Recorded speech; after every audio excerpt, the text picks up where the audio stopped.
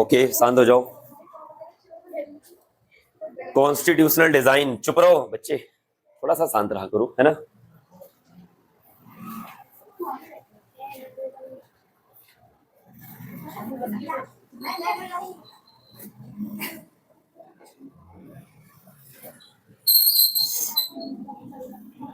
आपके पॉलिटिक्स का second chapter है ये, कॉन्स्टिट्यूशनल डिजाइन। ठीक है, पढ़ चुके हो इसे, तो बताओ क्या होता है। हाँ? आधा पढ़ा है, अभी पूरा नहीं पढ़ा। अच्छा, तुमने आधा पढ़ा नीचे। अच्छा, तुम क्लास में थे, वो सॉरी सॉरी सर, मैं भूल गया था, तुम्हारा कुछ ट्रेजेडी चल रहा था। ठीक है भाई, सब लोग कंजेस्टेड मत बैठो, ठीक से बैठ जाओ, है ना, परेशान मत हो। ठीक है। और कल क्लास में क्या लफड़ा हो गया था, किसकी शिकायत लेकर आए थे तुम लोग? चलो अपन देखेंगे उन्हें। ठीक है।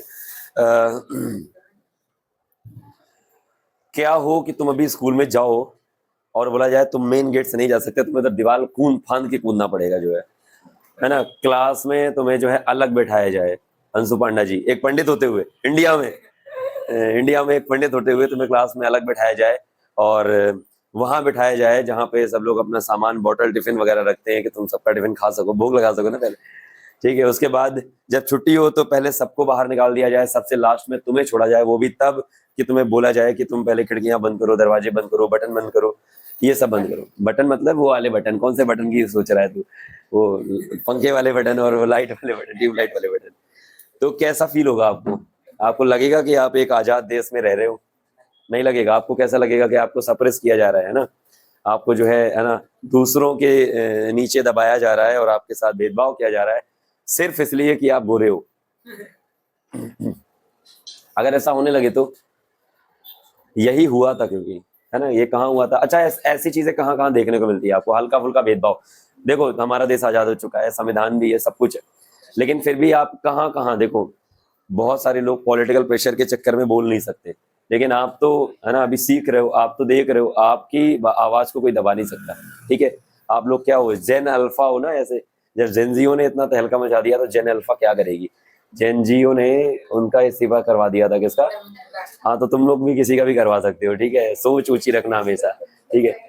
तो बताओ, ऐसा तुमने लाइफ में ऐसा क्या कुछ एग्जाम्पल, एक आधे लोग बताओ कि जहां तुम्हें लगाओ कि यहाँ भेदभाव हो रहा है। घर में होता है? घर में क्या भेदभाव होता है? हाँ, सही कह रहे हो, ये बहुत जगह होता है। ठीक है, बहुत जगह ये सारी चीजें चेंज बदल रही हैं, लेकिन ये चीज आज भी है। अनटचेबिलिटी खत्म हो चुकी है, ऐसा आर्टिकल 17 कहता है।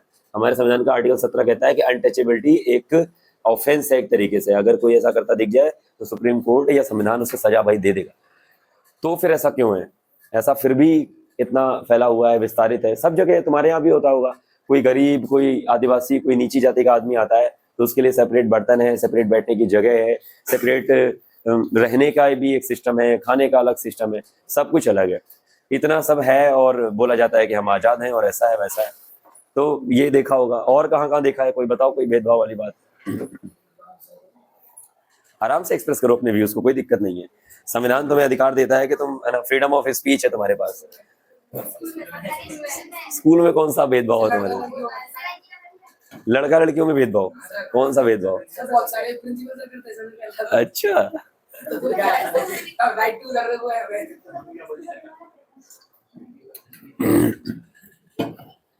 एक्चुअली क्या है ना, सुनो,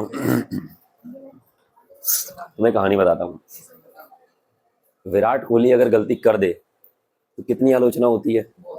धोनी अगर कोई गलती कर दे, पूरा देश पीछे पड़ जाता है। रोहित शर्मा से कोई गलती हो जाए तो, वहीं पर अगर कुलदीप यादव कोई गलती कर दे तो कुछ नहीं होता है। समझ गया ना?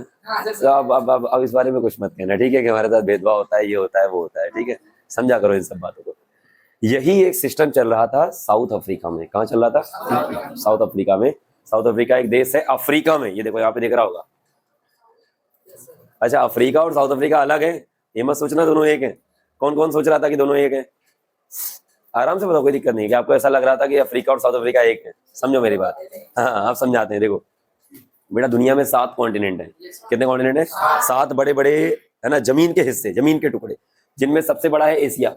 ये देखो लिखा हुआ ASIA, एशिया। दूसरे नंबर पर है अफ्रीका। ये पूरा अफ्रीका है बेटा, ये देखो, ये पूरा अफ्रीका है। इस अफ्रीका में पूरे आई थिंक 45 से 50 के बीच में देश है। 45 से 50 के बीच में।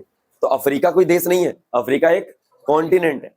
अफ्रीका कॉन्टिनेंट में साउथ अफ्रीका नाम का देश है, जो कि छोटा सा देश है। तो वो जो टीम आती है ना जिसमें एबी डिविलियर्स वगैरह हैं, वो लोग इसी छोटे से देश के प्लेयर्स हैं, समझ गए ना। हाँ हाँ, परेशान मत हो। इसी के सुनो तो, इसी के जस्ट ऊपर तुम्हें कहीं ना कहीं जिम्बाब्वे दिख जाएगा। ये देखो जिम्बाब्वे, हाँ, तो जिम्बाब्वे अफ्रीका की जस्ट, साउथ अफ्रीका की जस्ट ऊपर है, ठीक है, यहाँ का। और एक और देश है यहाँ पे जो क्रिकेट खेलता है, नामीबिया। नामीबिया नाम सुना होगा, नामीबिया। अब पिछले बार के वर्ल्ड कप में नहीं था, वहाँ का एक प्लेयर है डेविड वीज, वो थोड़ा सा फेमस है, वो अच्छा प्लेयर है। बाकी तो मुझे भी नाम याद नहीं है उसमें, ठीक है। तो ये है भैया साउथ अफ्रीका, ठीक है ना। इस साउथ अफ्रीका में एक सिस्टम चालू हुआ, जैसे बोलते हैं अपार्थाइड। क्या बोलते हैं? अपार्थाइड बोलते हैं। तो ये एक तरीके से डिस्क्रिमिनेशन का सिस्टम था। डिस्क्रिमिनेशन का मतलब जानते हो क्या होता है? जो अभी मैंने तुम्हारे लिए वर्ड यूज किया था कि कहीं भेदभाव फील करते हो क्या, तो डिस्क्रिमिनेशन का मतलब क्या होता है? इसका मतलब होता है भेदभाव, ठीक है। लेकिन यहाँ पे जो भेदभाव था वो स्किन कलर को लेकर के था। सोचो कितनी खतरनाक बात थी। किस चीज को लेकर के डिस्क्रिमिनेशन था? स्किन कलर, कि आपके स्किन का कलर कैसा है। असल में यहाँ पे भी साउथ अफ्रीका में भी ब्रिटिश कॉलोनी थी एक तरीके से। कुछ ब्रिटिशर्स आके सेटल हुए, कुछ व्हाइट्स आके, मैंने व्हाइट्स बोला गया, ठीक है। व्हाइट्स का मतलब खाली ब्रिटिशर्स नहीं होते। व्हाइट्स का मतलब यूरोपियन कंट्री के और भी कोई रूलर हो सकता है, कोई फ्रेंच हो सकता है, कोई है ना, नीदरलैंड का डच हो सकता है, पोर्टुगीज हो सकते हैं। तो व्हाइट सुप्रीमेसी थी। सुप्रीमेसी मतलब इनका शासन था, और इन्होंने इस सिस्टम को इम्प्लीमेंट किया था, अपार्थाइड सिस्टम को। ये बात चल रही है 1948 की। सोचो, इंडिया आजाद हो चुका था, उसके 1 साल बाद ये सिस्टम अफ्रीका में चालू हुआ। उससे मतलब ये जो है पूरी तरीके से लागू कर दिया गया था। उससे पहले केवल ये कागजों पे ये बात नहीं लिखी थी, ऐसा समझ सकते हो, ठीक है। उससे पहले भी भेदभाव चल रहा था, लेकिन कागजों पे ये बात लिख दी गई 1948 में कि कंप्लीट तरीके से जो ब्लैक्स थे उनके लिए अलग राइट्स थे। असल में बोला जाए तो राइट्स थे ही नहीं, वोटिंग राइट्स नहीं थे उनके पास। उनके स्कूल अलग थे उनके बच्चों के, उनके पार्किंग लॉट्स अलग थे, उनके खाने के जो होटल वगैरह थे वो अलग थे। वो व्हाइट्स के जहाँ पे व्हाइट का एरिया होता था वहां पे जा नहीं सकते थे। अगर पकड़े गए तो जुर्माना और भयंकर दंड दिया जाता था। सोचो कैसा हो तुम्हारे साथ कि तुम अभी जो है कोई ऐसी जगह है मोना में, वहां पे तुम्हें जाना बैन हो तुम्हारा। तुम अगर चले भी गए गलती से, मान लो ककेटा डैम की बात कर लें, या स्टेडियम की बात कर लें, या इरिगेशन कॉलोनी की बात कर लें। मान लो इरिगेशन कॉलोनी में व्हाइट्स जो है वो ट्रेनिंग लेते हैं या देते हैं, तुम वहां पहुंच गए तो तुम्हारे ऊपर जुर्माना लगा दिया गया। अरे तुम्हारी हिम्मत कैसे हुई यहाँ आने की, और पीटा गया तुम्हें अलग तरीके से। ये भेदभाव का सिस्टम चल रहा था पूरी कंट्री के साथ, और केवल साउथ अफ्रीका ही नहीं, इसके आसपास भी जो देश हैं वहां पे भी ये चीज चल रही थी। तो इसी रंग भेद के जो रंग के आधार पे जो भेद हो रहा था, जो व्हाइट्स की सुप्रीमेसी थी ब्लैक के अगेंस्ट, कि ब्लैक को कोई भी अधिकार नहीं देने, सारे अधिकार उनके छीने गए थे। बहुत कम राइट्स थे उनके पास, बहुत कम। उनके जैसे मान लो 2 लोग हैं, एक व्हाइट है और ब्लैक है, और दोनों एक सेम काम करते हैं, तो आपको क्या लगता है दोनों की सैलरी में कोई अंतर होगा कि नहीं होगा? बिल्कुल अंतर होगा। क्या अंतर होगा? व्हाइट को ज्यादा मिलेंगे और ब्लैक को कम मिलेंगे। इस चीज पे भेदभाव किया जाता था केवल इसलिए। ये नहीं तुम कितने भी स्किल्ड हो, तुम कितने भी पढ़े लिखे हो, तुम कितने भी काम को मैनेज कर सकते हो, लेकिन क्योंकि तुम्हारा कलर ब्लैक है। और केवल ब्लैक कलर में केवल साउथ अफ्रीका के लोग नहीं आते थे, इनमें वो लोग भी आते थे जो डिफरेंट मल्टी कलर्ड थे, मतलब बाकी और भी लोग, जैसे जो सांवले थे, जो अलग अलग किसी और धर्म के थे या पंथ के थे। इंडिया से गए हुए जो माइग्रेटेड लेबर्स थे वो भी, वो गाने सुनिए ना, जब गांधी जी, है ना, याद है गांधी? तो गांधी जी भी, हाँ, पिछले साल पढ़ा था उसमें। गांधी जी कब गए थे? 1992 की 94 के आसपास गए थे, और सॉरी 1894 के आसपास गए थे, और 22 साल रहने के बाद आए थे। तो वहां पे वो भी तो यही कर रहे थे, भारतीयों के साथ हो रहे थे, चर्च के साथ लड़ रहे थे, है ना, ब्लैक पुलिस उन्हें बोलते थे। तो ये अपार्थाइड सिस्टम ने पूरे साउथ अफ्रीका को जो है इनगल्फ किया हुआ था। इनगल्फ का मतलब अपने आप में लपेट रखा था एक तरीके से, और पूरे देश में ये रेशियल डिस्क्रिमिनेशन चल रहा था। लोगों को अलग कर दिया गया था, उनके लिए सेपरेट लॉज थे, अलग अलग लॉज थे। तो वो चीज आपको क्या लगता है, लोगों को अच्छी लगती होगी? जब अच्छी नहीं लगेगी तो लोग क्या करेंगे उसके खिलाफ? तो आवाज उठाने में जिस पार्टी का नाम आगे आता है उसका नाम था ANC, अफ्रीकन नेशनल कांग्रेस, ठीक है। इस पार्टी ने जो है धीरे धीरे आवाज उठानी शुरू की, और केवल एक ही कलर के नहीं, जितने लोगों के साथ डिस्क्रिमिनेशन हो रहा था वो सब एक साथ आए, और सब एक साथ आए। उन सब में एक नाम सबसे ज्यादा आगे आता है, दैट इज नेल्सन मंडेला। हाँ, एक नाम आगे आता है, क्या आता है? Nelson Mandela. इन्होंने इस मूवमेंट को एक तरीके से लीड किया, और लीड करने के चक्कर में इन्हें जेल में डाल दिया गया। बताओ कितने सालों के लिए जेल में डाला गया? सोचो, अंदाजा लगाओ, 2 साल, 5 साल, 10 साल, हाँ, उसमें देख के बता रहे हो, 27 साल। मेरी उम्र नहीं हुई है 27 साल, सोचो। 27 साल तक के लिए जेल में केवल इसलिए डाल दिया गया कि उनके ही ऊपर हो रहे रंगभेद के अत्याचार को न सहने के लिए आवाज उठाई थी लोगों के लिए। और केवल आपको क्या लगता है केवल नेल्सन मंडेला को ही डाला गया होगा जेल में? हजारों लोग होंगे जिनको जेल में डाला गया। जैसे अपने यहाँ नेशनल मूवमेंट चला था, महात्मा गांधी, भगत सिंह, सबको जेल में डाल दिया जाता था, सेम वही कंडीशन इनका था। तो लंबे समय तक इन्होंने वो लड़ाई लड़ी अपार्थाइड सिस्टम के खिलाफ, रंगभेद सिस्टम के खिलाफ, कि लोगों के साथ रंग के आधार पे, स्किन कलर के आधार पे कोई भेदभाव ना हो। अच्छा, अपने यहाँ क्या था? देखो, दोनों सिस्टम को समझो, अलग अलग था। हमारे यहाँ जो है, हमारे यहाँ East India Company as a trading company आई थी। पिछले साल पढ़ा होगा ना, हिस्ट्री में एक चैप्टर था फ्रॉम ट्रेड टू टेरिटरी, याद करो, है ना? आई थिंक सेकंड चैप्टर था। पहले चैप्टर में तुमने जेम्स मिल वगैरह के बारे में पढ़ा होगा, है ना, जिन्होंने हिस्ट्री को डिवाइड किया था 3 पार्ट में। सेकंड में तुमने फिर वो बैटल ऑफ प्लासी, याद आ रहा है? हाँ, और डॉक्ट्रिन ऑफ लैप्स पढ़ा होगा तुमने, कि किसी राजा का अगर लीगल, है ना, अगर वो, है ना, वो ना हो, सन ना हो, तो वो उनके कब्जे में आ जाएगा, उन्हें एनेक्स कर लेंगे। तो ट्रेड टू टेरिटरी में तुमने ये पढ़ा था कि इंडिया में जो ईस्ट इंडिया कंपनी आई थी वो ट्रेड के पर्पज से आई थी। पहले सन 1608-10 के आसपास आई थी, अपनी पहली फैक्ट्री सेटअप की थी 1651 की 50 के आसपास। और उसके बाद अगले 100 सालों तक, 100 नहीं 200 सालों तक, 1857 तक वो केवल ट्रेड कर रहे थे। जब तक वो झांसी की रानी वाली लड़ाई नहीं हुई थी 1857 में, पहली आज़ादी की लड़ाई, तब तक वो केवल ट्रेड कर रहे थे। लेकिन जब पहली बार उन्हें आज़ादी का स्वाद, वो जीत का स्वाद मिला, तो उन्हें लगा कि इंडिया पे क्या किया जा सकता है, रूल भी किया जा सकता है।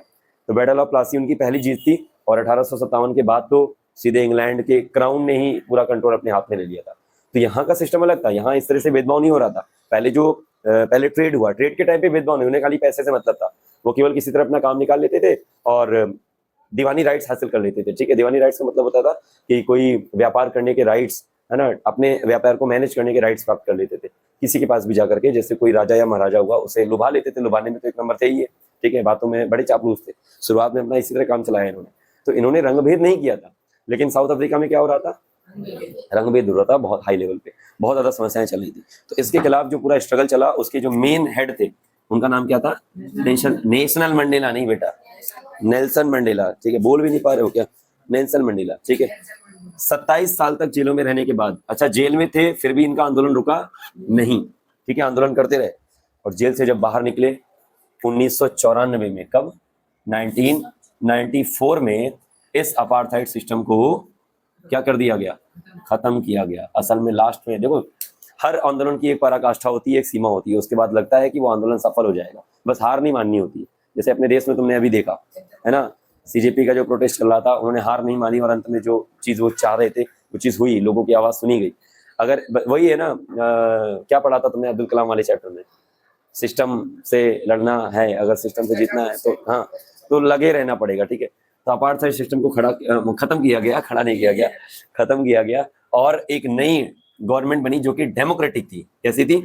अब ये डेमोक्रेटिक वर्ड आपको कंफ्यूज नहीं होना चाहिए। पिछले चैप्टर में पढ़ते आ रहे थे कि डेमोक्रेसी होती क्या है, क्या होती है डेमोक्रेसी? लोग ही अपना जो है लीडर चुनेंगे, इलेक्टेड रिप्रेजेंटेटिव चुनेंगे। तो किसको चुना गया होगा भाई, बता दो? हाँ, उन्हीं को चुना गया। और वो जो है फ्री साउथ अफ्रीका के पहले प्रेसिडेंट बने, फर्स्ट प्रेसिडेंट, पहले प्रेसिडेंट बने। और केवल साउथ अफ्रीका ही नहीं, इस देश में इस सिस्टम के खत्म होने का जो जश्न है वो पूरी दुनिया ने मनाया। पूरी दुनिया ने देखा कि किस तरीके से यहाँ पे एस्पिरेशंस, लोगों के एस्पिरेशंस ने घुटने नहीं टेके और लड़ाई करते रहे अंत समय तक। और लास्ट में जाकर के देश आजाद हुआ। जब इनकी पहली स्पीच हुई थी ना, तो बहुत सारे देशों के नेता वगैरह शामिल हुए थे। ये चीज आप आगे चल के 10th क्लास में पढ़ोगे, ठीक है। अब भाई जब ये आ गए ब्लैक प्रेसिडेंट, मतलब पहले ब्लैक प्रेसिडेंट थे, फर्स्ट ब्लैक प्रेसिडेंट थे अफ्रीका के, सोचो साउथ अफ्रीका के, ठीक है। और डेमोक्रेटिक कंट्री का सिस्टम चालू हो गया। तो ये हुआ कि भैया ये देश आजाद हो चुका है ना, जो साउथ अफ्रीका देश है वो अब आजाद हो चुका है। अब इनके खुद के ये अपने नियम कायदे कानून बना सकते हैं। तो क्या लगता है इन्होंने व्हाइट्स के साथ क्या किया होगा? हाँ, इन्होंने व्हाइट्स के साथ क्या किया होगा? बदला लिया होगा? हाँ, लेना क्या चाहिए था? वैसे तो बदला लेना चाहिए था, ठीक है। इन्होंने बदला नहीं लिया, इन्होंने बदला नहीं लिया। नेल्सन मंडेला ने लोगों से अपील की फॉरगिवनेस की। क्या अपील की? हाँ, कि भैया इन्हें माफ कर दो, इन्हें माफ कर दो। और ये कमिट किया, कमिट मतलब ये रेजोल्यूशन लिया, ये प्रण लिया कि अब कुछ भी हो जाए हम साउथ अफ्रीका में इस तरीके से नस्ल भेदी, रंग भेदी, रेशियल डिस्क्रिमिनेशन को दोबारा से अपनी जमीन पर आने देंगे कि नहीं देंगे? नहीं आने देंगे, चाहे कुछ भी हो जाए। इसलिए इन्होंने इन्हें फॉरगिव कर दिया, व्हाइट्स को जो है ना माफ कर दिया, क्योंकि अगर ये भी अगर भेदभाव करते तो वो भी तो हो जाता ना रंग के आधार पे भेदभाव। तो एक अपार्थाइड सिस्टम खत्म हुआ और दूसरा चालू हो जाता है एक तरीके से। तो इन्होंने है ना मैच्योरिटी दिखाई, समझदारी दिखाई, बोले कि नहीं, हमारे अगर देश को आगे बढ़ाना है तो इस सिस्टम को अलग करना होगा, इस सिस्टम को खत्म करना होगा। अब देखो दिक्कत क्या आई, लेकिन व्हाइट्स क्या इतनी सी बात पे एश्योर हो गए होंगे कि इनके साथ कोई दिक्कत नहीं होगी, है ना भाई। इनके भी कुछ अलग इंटरेस्ट थे, इनके भी कुछ अलग सिक्योरिटी रीजंस थे, ये कैसे सेफ फील करेंगे, है ना। साथ ही साथ नेल्सन मंडेला ने जो बातें कही थी, ये बातें भी आगे चल के फॉलो की जाएंगी कि नहीं फॉलो की जाएंगी, इसके पीछे भी बादल मंडरा रहे थे। भाई मैं जैसे यहाँ पे हूँ, मैंने कोई बात बोल दी, आपके सामने कोई वादा कर लिया, ठीक है, अब उस वादे का रिकॉर्ड कहीं पर है नहीं। अब आगे चल के मैंने ऐसा मान लो बोल दिया कि भाई इस एकेडमी में जो है ना हर बच्चे के साथ बराबर ट्रीट किया जाएगा, किसी के साथ कोई स्पेशल ट्रीटमेंट नहीं होगा, ये मैंने बात बोल दी। तो जब तक मैं हूं तब तक तो सही चल रहा है। मान लो आगे चल के कोई और आएगा, उसने नया सिस्टम चालू कर दिया तो क्या गारंटी रहेगी आपके पास? कोई गारंटी नहीं है। तो क्या हुआ भाई, तो इन दोनों के बीच में सहमति हुई, जो ब्लैक्स थे और जो व्हाइट्स थे, इनके बीच में बहुत सारे नेगोशिएशंस हुए। नेगोशिएशन जानते हो ना, नेगोशिएशन का मतलब क्या होता है? समझौते। बहुत सारे क्या हुए? समझौते हुए, बहुत सारे नेगोशिएशंस हुए कि हम जो है एक दूसरे के इंटरेस्ट की रिस्पेक्ट करेंगे और साथ में आगे बढ़ेंगे। भाई ब्लैक्स का क्या इंटरेस्ट था? इनका ये था कि मेजोरिटी का रूल होना चाहिए। किसका रूल? अच्छा, साउथ अफ्रीका में ये लोग मेजोरिटी में थे और ये लोग किसमें थे? माइनॉरिटी में थे। ये लोग की संख्या कम थी, ये लोग की संख्या ज्यादा थी। तो इनका कहना था कि जो लोग ज्यादा हैं उनके हिसाब से रूल चले, वो इलेक्ट करेंगे लोगों को। इनका ये कहना था, इनका एक तो ये था कि भाई मेजोरिटी रूल होना चाहिए। क्या होना चाहिए? Majority rule. फिर ये इन्होंने एक और बात की थी, 1 पर्सन 1 वोट की। 1 पर्सन 1 वोट की बात की थी। इन्होंने लोगों के बीच इक्वालिटी की बात की थी। तो इन्हें अपने गोल्स को सिक्योर रखना था और इनके लिए भी कुछ गोल्स थे। इनके गोल्स थे कि इनके जो है सिक्योरिटी रीजंस, इनके पर्सनल इंटरेस्ट, इनके भी कुछ हितों की रक्षा की जाए कि हमेशा खाली इन्हीं के ऊपर नहीं, है ना, वेलफेयर के काम किए जाएं। तो इनके बीच हुए नेगोशिएशंस, और नेगोशिएशंस हुए तो ये बात भी निकल के आई कि भाई ये नेगोशिएशंस विदहोल्ड कब तक करेंगे। मान लो अभी तो नेल्सन मंडेला जी हैं, तो जब तक इनकी गवर्नमेंट है तब तक समझौता अच्छे से चल रहा है। लेकिन मान लो आगे कोई और प्रेसिडेंट आ गया और उसको अपने इतिहास के बारे में पता चला, तो वो आग बबूला हो गया कि हमारे साथ इतना भेदभाव हुआ था, व्हाइट को मार के बाहर निकाल दो, ये कर दो, वो कर दो। कोई आगे चल के कुछ उल्टा सीधा कर सकता है ना। तो इस चीज को गारंटी कौन करेगा? इस चीज को गारंटी कौन करेगा? ये जो चीजें बोली गई हैं, इनको कैसे सिक्योर किया जाए? तो सबसे बेस्ट तरीका है कि इन्हें कहीं पर लिख दो जाके, इन्हें कहीं राइट कर दो, इन्हें कहीं लिख दो जाके, ये रिटन फॉर्म में बना दो। इन्हें जो भी बातें हुई है ना, जो भी नेगोशिएशंस हुए हैं, इन्हें क्या कर दो, कहीं पर समाहित कर दो, इन्हें कहीं पर रिटन फॉर्म में लागू कर दो। तो वही जो रिटन फॉर्म में इन कॉमन रूल्स को लागू किया गया, उसी को हम क्या बोलते हैं? कॉन्स्टिट्यूशन। मेरी बात समझ में आ रही है? कॉन्स्टिट्यूशन का मतलब क्या होता है? ऐसे कॉमन रूल्स, ऐसे रूल्स जिन पे किसी देश को चलाना हो, वो सारे रूल्स किसी जगह पे अगर लिखे हों, किसी किताब में अगर लिखे हों, तो उसे हम क्या बोलते हैं? कॉन्स्टिट्यूशन बोलते हैं। तो समझ में आ गई कॉन्स्टिट्यूशन क्या करता है? कॉन्स्टिट्यूशन जो रूल्स पे बात हुई है उन्हें गारंटी करता है कि हाँ, जो देश होगा वो इन्हीं प्रिंसिपल्स पे चलेगा, इन्हीं आइडियल्स पे चलेगा, इन्हीं कॉमन रूल्स पे चलेगा। इसके अलावा कोई बात किसी की सुनी नहीं जाएगी। जैसे मान लो एक नेता आकर के बोलने लगे, ये बोलने लगे कि भाई तुम्हें कुछ भी बोलने का अधिकार नहीं है, तुम बोलोगे भाई कहाँ लिखा है? संविधान में तो लिखा है कि तुम्हें कुछ भी बोलने का अधिकार है, तुम अपनी एक्सप्रेशंस को, अपने व्यूज को एक्सप्रेस कर सकते हो, ये तुम्हें आजादी दी है। अब मान लो तुम कुछ भी बोल रहे हो और किसी ने आकर तुम्हें रोक दिया, बोले ऐसा नहीं बोल सकते, ऐसा नहीं बोल सकते, तो सवाल तुम्हारा क्या आएगा? क्यों नहीं बोल सकते भाई? हमें अधिकार दिया है, किसने दिया है? यहाँ लिखा हुआ है, ये इस चीज को गारंटी कर रहा है। तो देश में जो कुछ भी चल रहा है, उस सबकी गारंटी कौन ले रहा है? कॉन्स्टिट्यूशन ले रहा है। सब कुछ इसी के अकॉर्डिंग हो रहा है। कुछ भी, जो भी चीजें इसके अकॉर्डिंग नहीं होंगी, उन्हें हटा दिया जाएगा। तो इन दोनों के बीच में वो जो एग्रीमेंट हुआ था, उस एग्रीमेंट को राइट किया गया, लिखा गया एक ऐसी किताब में, जिस किताब को फिर क्या बोला जाता है? कॉन्स्टिट्यूशन। यहाँ कॉन्स्टिट्यूट कर दिया गया, समाहित कर दिया गया। तो यहाँ से कॉन्स्टिट्यूशन की डिजाइनिंग की सिस्टम शुरू होती है। हमने एक कहानी के जरिए समझा कि कॉन्स्टिट्यूशन जरूरी क्यों होता है, और कॉन्स्टिट्यूशन और क्या क्या बताता है, ये हम देखते हैं आगे। ठीक है, कुछ बात इसमें से ऐसी है जो समझ में नहीं आ रही हो? अभी तक पूरी कहानी समझ में आ गई? कैसा? मेजोरिटी मतलब जो लोग ज्यादा संख्या में हो, और माइनॉरिटी मतलब जो लोग कम संख्या में हो। ठीक है, समझ गए ना? हाँ, जैसे मान लो आपने 9th क्लास की बात कर लो। अब 9th क्लास में अगर मैं रिलीजन की बात करूं, अगर मैं ना लोगों, बच्चों के धर्म की बात करूं, वैसे मुझे करनी नहीं चाहिए, लेकिन एग्जांपल के तौर पर समझा रहा हूं, बच्चों के धर्म की बात करूं, तो हिंदू धर्म के बच्चे ज्यादा हैं, मुस्लिम धर्म के, मोहम्मदन इस्लाम धर्म के बच्चे कम है, सिख धर्म के बच्चे भी कम है। सिख धर्म में कौन कौन है? 1 और 5 है बच्चे, है ना। और इस्लाम धर्म से कौन कौन है? 6-7 उससे भी होंगे, है ना। और ज्यादातर बच्चे किसके हैं? हिंदू धर्म के, तो हिंदू धर्म को बोला जाएगा कि वो मेजोरिटी में है, और बाकी दोनों धर्मों को क्या बोला जाएगा कि वो माइनॉरिटी में है। अब इस समय, अभी यहाँ पे देख लो, इस समय अगर मैं जेंडर की बात करूं, है ना, बच्चों के लिंग की बात करूं, तो जो बॉयज हैं वो ज्यादा है, और गर्ल्स वो क्या है, कम है, तो बोला जाएगा बॉयज की मेजोरिटी है और गर्ल्स की, आप समझ में आ गई ना बात? हाँ, तो ब्लैक्स मेजोरिटी में थे, ठीक है, व्हाइट्स माइनॉरिटी में थे।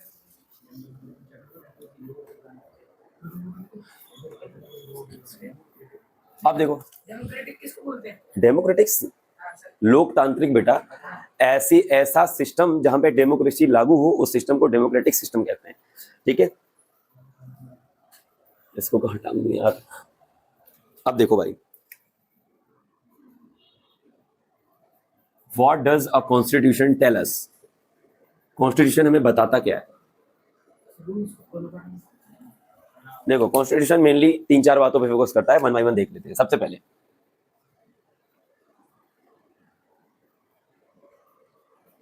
Who can form the government?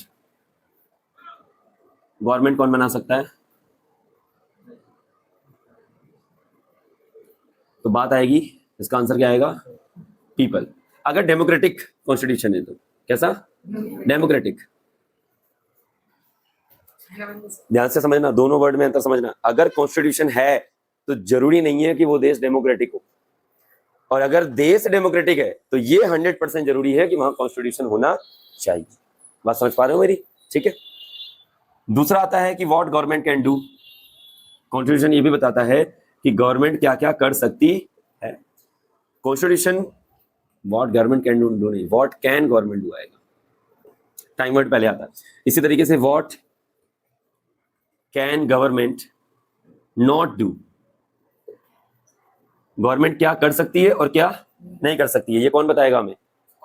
Constitution बताएगा। देखो ऊपर सवाल लिखा है ना, what does the constitution tell us. एक और चीज बताती है, लोगों की aspirations, aspirations of people. Aspirations का मतलब क्या होता है? भावनाएं नहीं, उनके उनके गोल्स, उनका लक्ष्य, ठीक है। लोगों का गोल क्या है, लोगों का लक्ष्य क्या है, लोगों की इच्छाएं क्या है एक तरीके से। तो इनमें कुछ इच्छाएं आती हैं, जैसे लोग चाहते हैं कि हमें इक्वल ट्रीट किया जाए, इक्वालिटी, हमें फ्रीडम दी जाए, हमें जस्टिस दिया जाए, न्याय, जानते हो ना, ठीक है, और हमारी इनइक्वालिटी को खत्म किया जाए, ठीक है, हमारे राइट्स सिक्योर हो, जो हमारे फंडामेंटल राइट्स हैं, ठीक है, वो। और क्या हो सकता है इसमें, ठीक है, सोशल इनइक्वालिटी, सामाजिक न्याय मिलना चाहिए, सोशल जस्टिस मिलना चाहिए।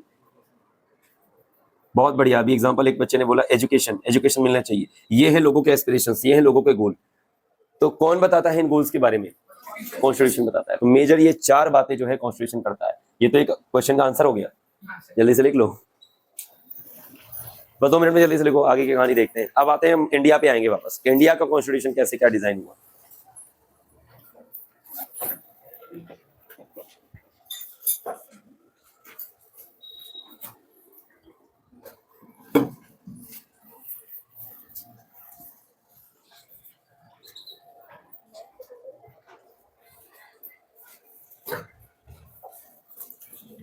ये देखो तुम लोग इसे सीट को हिला रहे हो।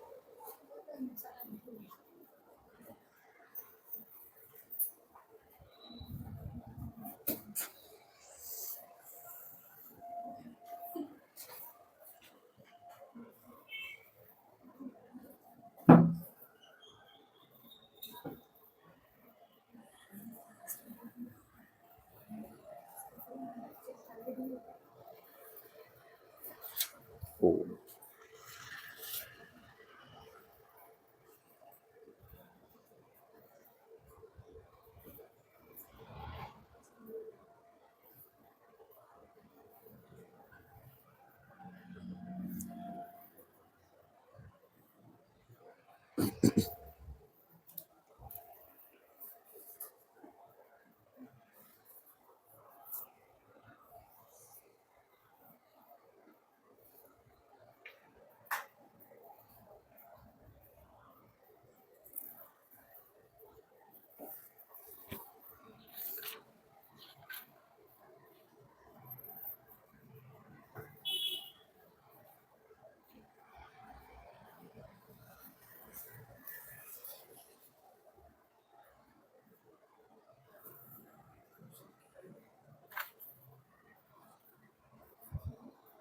सोशल की बात करें। Inequality, social inequality.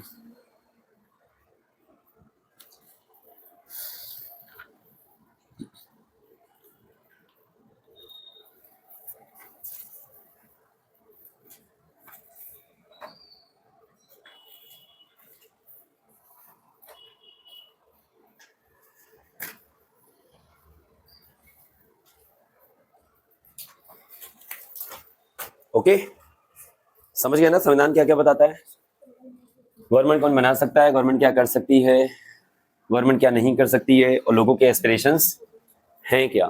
ठीक है, अब देखते हैं इंडिया की जर्नी कि इंडिया ने अपना कॉन्स्टिट्यूशन कैसे बनाया। तो इंडिया की जर्नी को कुछ भागों में समझो। ठीक है, कुछ मैं डेट्स लिख रहा हूं, एक टाइमलाइन के थ्रू समझना पूरी कहानी। ठीक है, 1757, 1857,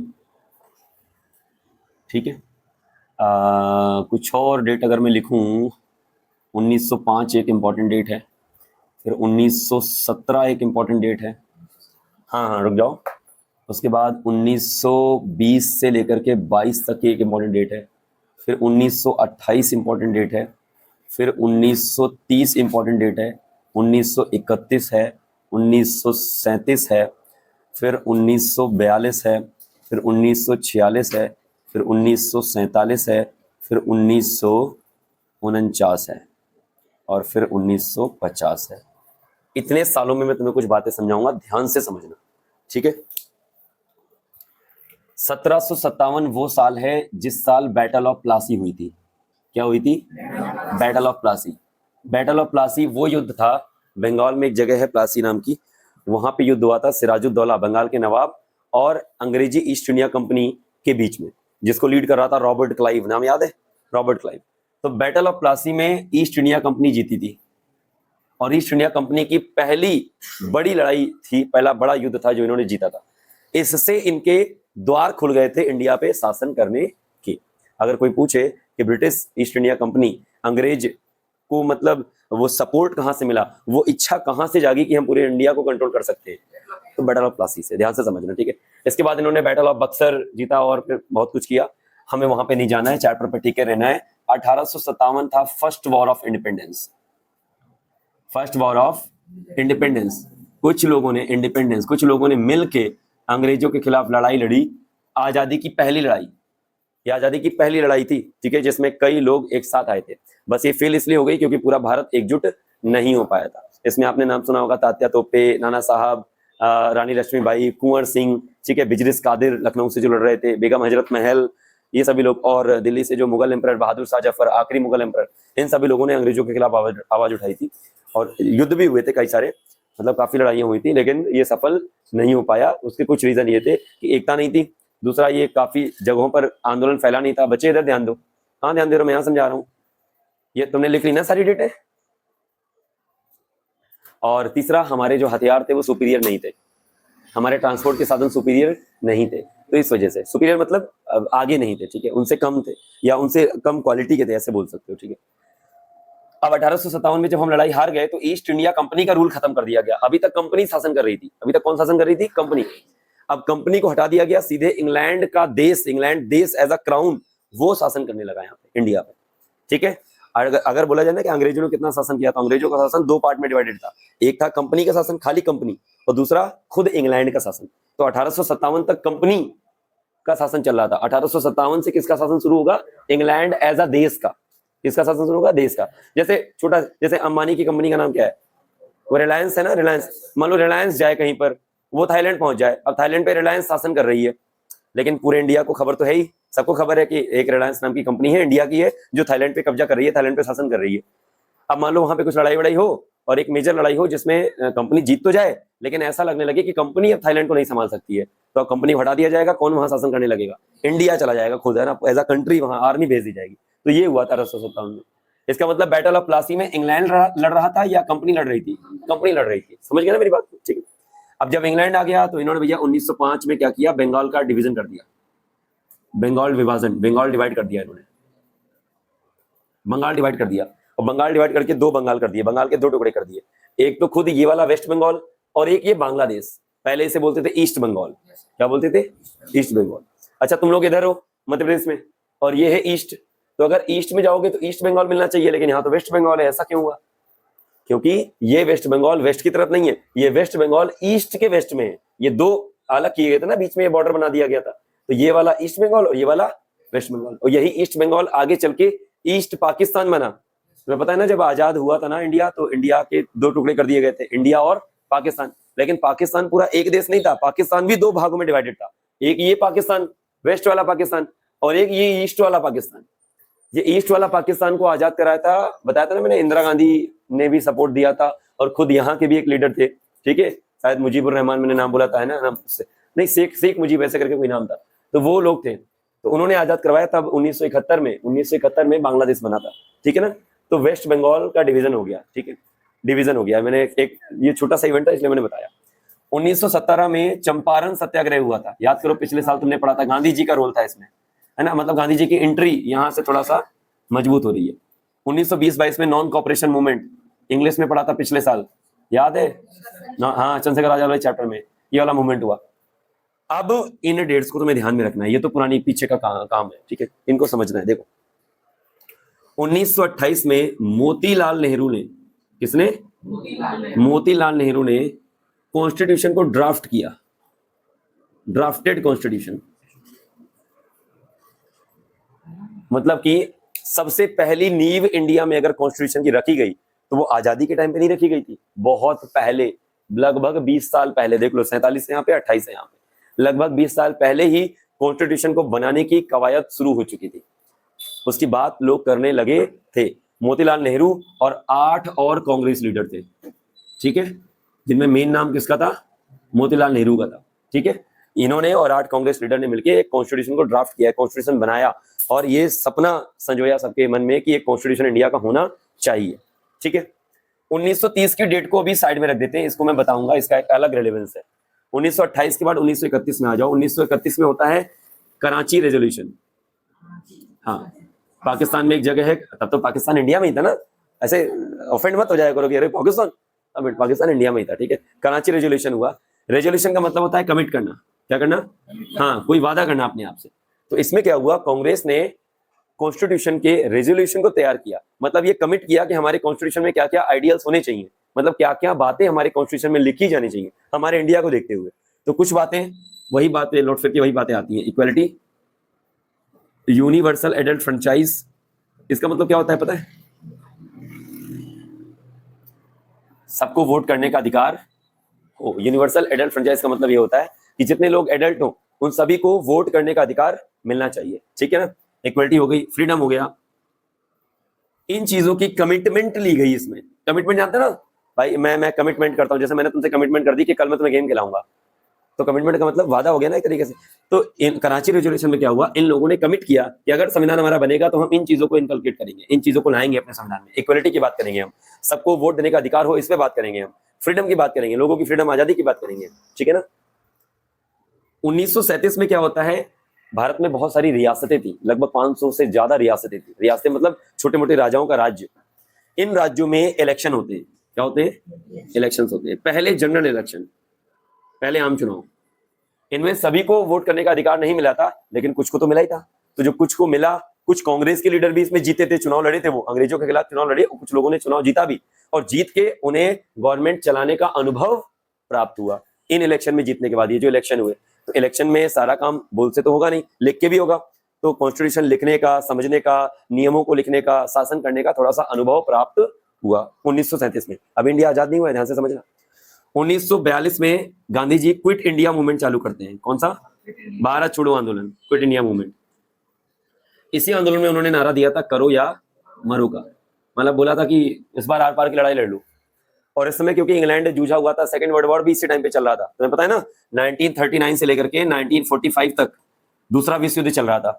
तो दूसरे विश्व युद्ध में इंग्लैंड ने अपने हाथ जला लिए थे। हाथ जलाने का मतलब अपनी हालत खराब कर ली थी, उसकी इकोनॉमी एकदम जर्जर हो चुकी थी। अब उसके बस में नहीं था कि इंडिया जैसे देश को बहुत अधिक समय तक गुलाम बनाया जा सके। तो अब बात और जोर से पकड़ने लगी कि इंडिया में अब आजादी मिलनी चाहिए, आज इंडिया को आजादी मिलनी चाहिए। और मिली भी, तुम्हें पता है 1947 में इंडिया आजाद हो गया।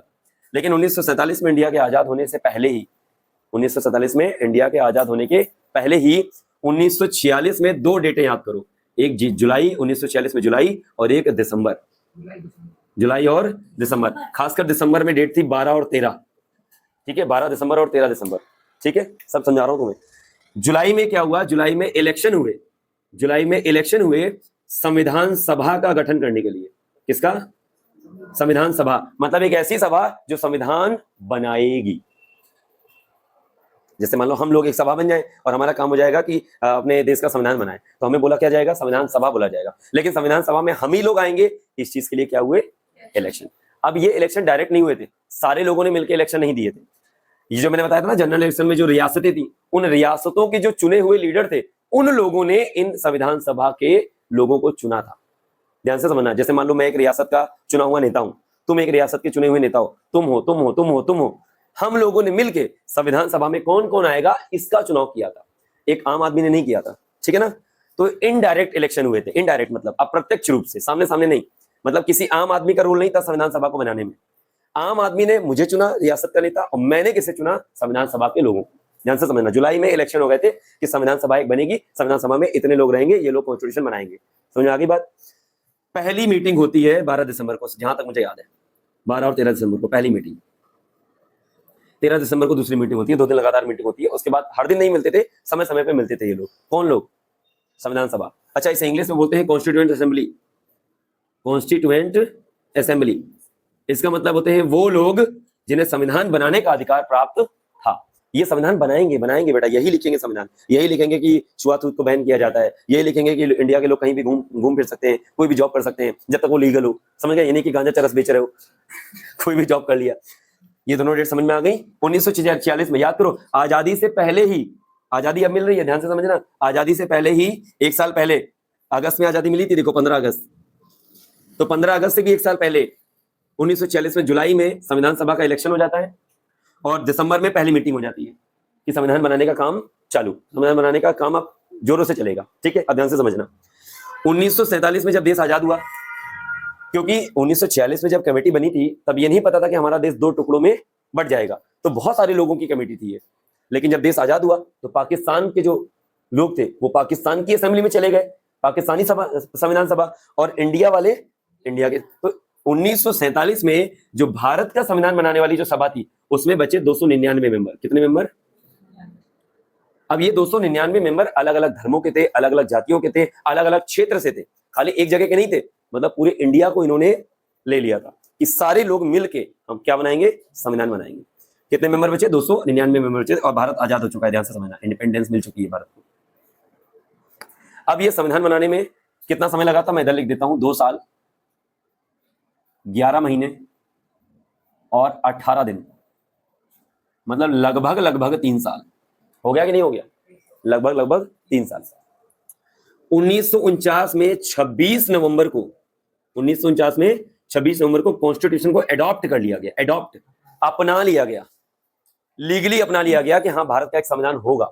लागू नहीं किया गया, ध्यान से समझना, लागू नहीं किया गया है, अपनाया गया है। जैसे मान लो मेरे को स्कूल में कोई नियम लागू करवाना है तो मैं उसे लिखित में पहले किसके पास ले जाऊंगा? तो प्रिंसिपल सर अपना लेंगे, मेरी बात को समझ लेंगे कि हाँ भैया, हाँ इसे लागू किया जाएगा। अपना लिया उन्होंने, लागू करें 1 महीने बाद, 2 महीने बाद, 10 महीने बाद, जो भी हो। तो 26 नवंबर को एडॉप्ट कर लिया गया, अपना लिया गया। 26 नवंबर 1949, डेट याद रखना। इसीलिए हर साल 26 नवंबर को संविधान दिवस मनाया जाता है, कॉन्स्टिट्यूशन डे। समझ में आ गई बात? 1950 को 26 जनवरी को संविधान लागू कर दिया गया, इंप्लीमेंट कर दिया गया। इसीलिए हम हर साल रिपब्लिक डे कब मनाते हैं? 26 जनवरी के दिन। तो 26 जनवरी को देश आजाद नहीं हुआ था, रिपब्लिक डे का मतलब 26 जनवरी को हमारा संविधान लागू हुआ था। अब याद करो, मैंने एक डेट अलग करवा दी थी, तो 26 जनवरी को ही क्यों चुना गया? भाई जिस दिन अडॉप्ट किया था उसी दिन लागू भी कर देते, क्या दिक्कत थी? तो लागू क्यों किया? लागू इसलिए नहीं किया, 2 महीने का वेट किया। देखो 26 नवंबर से 26 दिसंबर और 26 दिसंबर से 26 जनवरी, 2 महीने का वेट इसलिए हुआ क्योंकि ये 26 जनवरी तारीख अपने आप में ऐतिहासिक थी। 26 जनवरी को क्या हुआ था? 1930 26 जनवरी। अब आ जाओ वापस बहुत समय पहले। 1930 में 26 जनवरी के दिन सभी नेताओं ने मिलकर पूर्ण स्वराज का नारा लगाया था। पूर्ण स्वराज, स्वराज का मतलब होता है स्वयं का राज, स्वयं का शासन। अपने देश पे हम शासन करेंगे, वो भी पूरी तरीके से। ये नारा लगाया था। तो इस दिन की बहुत ज्यादा इंपॉर्टेंस है और इसी दिन पहली बार तिरंगा भी फहराया गया था। इसलिए इस डेट को यादगार बनाने के लिए 26 जनवरी की डेट चुनी गई थी रिपब्लिक डे के तौर पे कॉन्स्टिट्यूशन को इंप्लीमेंट करने के लिए। इस दिन हमारा संविधान लागू हो गया। अब संविधान में क्या क्या है ये मैं तुम्हें कल बताऊंगा। आई होप तुम्हें ये सारी बातें समझ में आ गई होंगी। ठीक है, डिटेल्ड लेक्चर तुम्हें मिल गया, इसे नोट कर लो, सारी तारीखों को नोट कर लो बेटा, सारी तारीखों को। जब भी रिवीजन देना होगा कि इंडिया का संविधान कैसे बना तो कहानी यहां से शुरू करना, समझ गए ना? हाँ, वीडियो बंद कर दूं मैं क्योंकि टाइम भी हो गया है। इसके बारे में वो जो वर्ड्स है ना अलिफ सा, उन्हें हम कल पढ़ेंगे, इसमें समझा दूंगा मैं, ठीक है।